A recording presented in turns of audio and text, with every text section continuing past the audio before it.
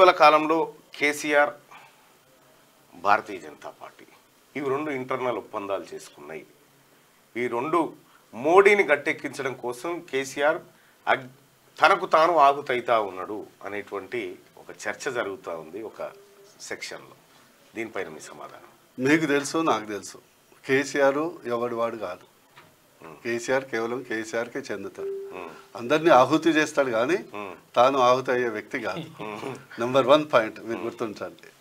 Number 2, BJP కానీ మోడీ కానీ కేసీఆర్ లాంటి వ్యక్తుల మీద ఆధారపడ్డది కాదు, వ్యవస్థ మీద ఆధారపడ్డది. ఇక్కడ 100% నెక్స్ట్ బీజేపీ గవర్నమెంట్ రావాలని కేసీఆర్తో కనీసం టచ్లో కూడా ఉండరు. ఎందుకంటే సైద్ధాంతికంగా మీరు ఎప్పుడు మోడీ గారు కానీ అమిత్ షా గారు 3 పదాలు వాడతారు: పరివారవాద, కుటుంబ పాలన, అవినీతి పాలన, అపీజ్మెంట్ పాలన. ఈ రెండింటికి ఒక సింబల్ ఎవరంటే కేసీఆర్. దీనికి ఒక లోగో పెడితే, ఈ మూడింటికి పెడితే లోగో పెడితే కేసీఆర్ బ్రాండ్ అంబాసిడర్.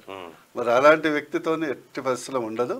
అండ్ సరే, మీడియాలో అట్లా రావటము కొన్ని కారణాల వల్ల చేయటము జరిగింది, కానీ ఇప్పుడు స్పష్టంగా ఉన్నది 100% బీజేపీ ఇక్కడ ఆల్టర్నేటివ్ ఫోర్స్. ఇప్పుడు ప్రతిపక్ష హోదాలో, నెక్స్ట్ గవర్నమెంట్ హోదాలో. అది సరే, అది ఏం జరుగుతుందని ప్రజలు డిసైడ్ చేస్తారు. అంటే లక్ష్యం ఉంటుంది కదా. ఎస్, ఏం జరుగుతుందని ప్రజలు డిసైడ్ చేస్తారు. కానీ ఇప్పుడు కనిపిస్తున్నటువంటి పరిస్థితుల్లో మీదికి ఒకరినొకరు మంచి విమర్శించుకున్నట్టుగా ఏదో చేసినట్టుగా కనిపిస్తూ ఉంది. కానీ ఖచ్చితంగా వీళ్ళిద్దరి మధ్యన ఒక అవగాహన ఒప్పందం ఉంది. కాబట్టే ఈ పార్లమెంట్ ఎన్నికల్లో నరేంద్ర మోడీని కేసీఆర్, కేసీఆర్ను నరేంద్ర మోడీ ఇద్దరు అనుకుంటా ఉన్నారు.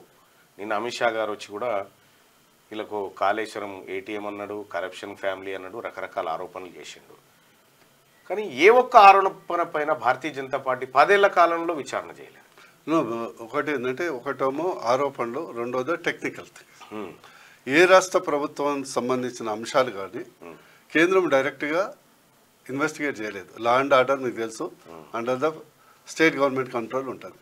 ఓన్లీ అది సిబిఐకి ట్రాన్స్ఫర్ అయినప్పుడే వాళ్ళు ఎంటర్ కాగలరు డైరెక్ట్. ఆర్ హైకోర్టు ఎవరన్నా, మీకు తెలుసు గతంలో జగన్ కేసులో కూడా హైకోర్టుకు ఒకళ్ళు వెళ్ళి వాళ్ళు హైకోర్టు డైరెక్ట్ చేసినాకనే సెంట్రల్ గవర్నమెంట్ ఇన్వాల్వ్మెంట్ అయింది.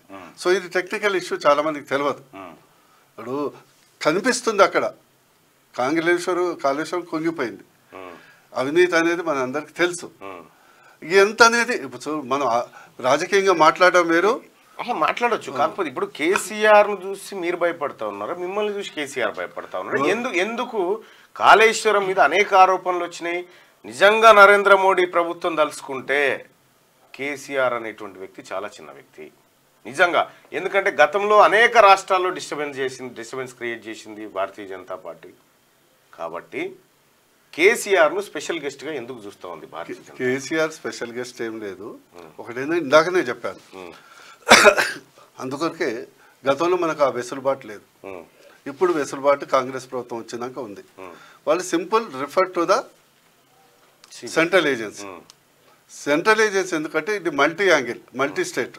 ఇప్పుడు కాళేశ్వరం ప్రాజెక్ట్ అనేది మహారాష్ట్రతో కూడా సంబంధం ఉంది. సో మల్టీ స్టేట్ కాబట్టి వచ్చినప్పుడు చేయకుంటే అప్పుడు మీరు చెప్పిన ఆరోపణ నిజమైంది. అండ్ మోర్ ఇంపార్టెంట్ ఏంటంటే, 2 గతంలో ఏమైంది, బీజేపీ పోరాడి లాస్ట్కు దాన్ని ఎన్కరేజ్ చేసుకుంది కాంగ్రెస్.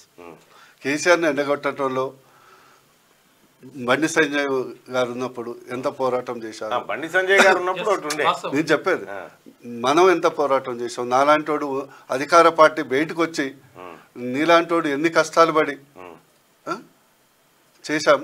కానీ లాస్ట్కి వచ్చే వరకు వివిధ కారణాల వల్ల అది కాంగ్రెస్ ఎడ్జ్ అయింది. ఓకే, ప్రాబ్లం ఒకటి ఏంటంటే, ఒక అణిచివేత గవర్నమెంట్ పోవాలని మనం కోరుకున్నాం ఒకటి.